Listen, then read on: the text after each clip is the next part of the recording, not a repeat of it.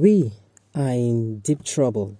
Senator Shehu Sani says after bandits demand 4.3 billion naira ransom. Welcome to the news and thank you for tuning in to listen. The former senator of Kaduna Central, Senator Shehu Sani, has taken to his official Twitter handle to bemoan the outrageous ransom demanded by the terrorists that attacked the Abuja to Kaduna Railway on March 28, 2022. Recall that during the attack, about 8 passengers died at the scene while scores of others were being kidnapped. To negotiate the release with the federal government, the terrorists had demanded that the government release 12 of their commanders in prison. Senator Shehu Sani post goes thus.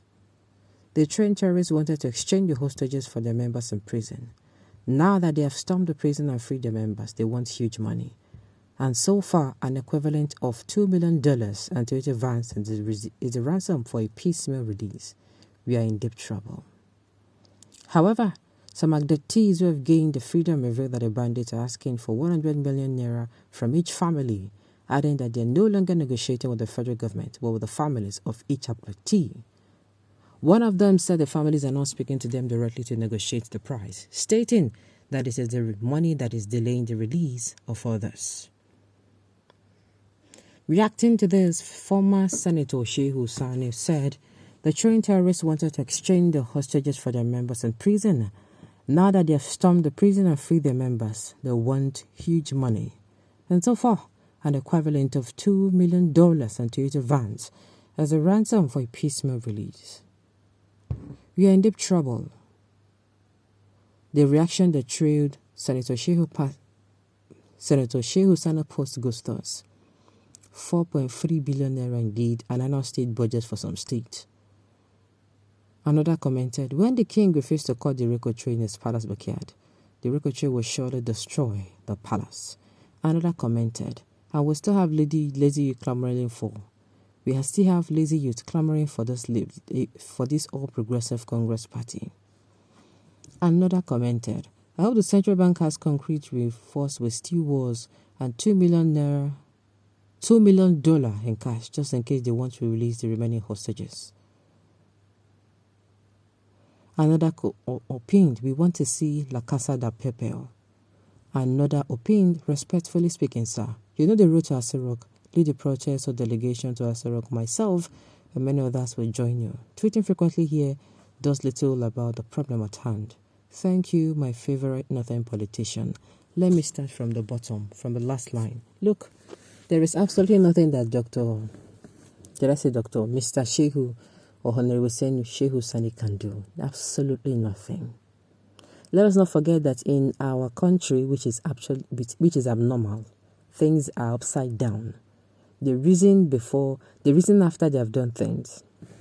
Going out to protest is like telling the government, come and kill me. Is that not what happened in 2020? People who are protesting, they were killed, some of them. Was that not what happened? Going to protest even after 2 years after that incense protest, people who went out to say, oh, this is to show that, this thing is not dead. They beat them water. They arrest them. Are you getting where I'm going to with this?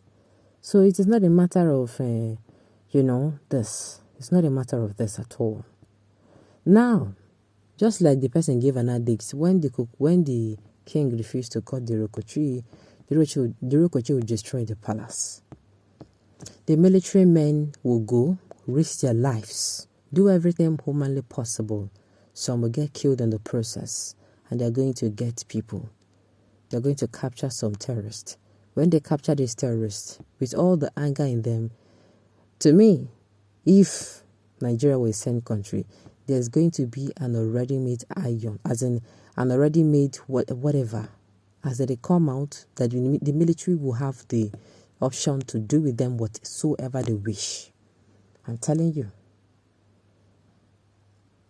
They will give together whatsoever they wish. That is how it is going to be done if Nigeria is a saint country.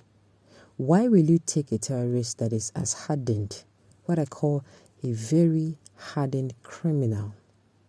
You take that particular person and you put them in a detention facility. Now, the federal government don't lose two sides. These people negotiated with the federal government, and I want to strongly believe that the attack on Kuje prison was just a plot for the government for them to get their prisoners. And now that they've gotten the prisoners, these people who say they don't want money, now they're demanding for money. There are some states that they pay the bandits as much as $150 to $400,000. There are some states. Pour whatever you want to pour, and so that you're going to be free.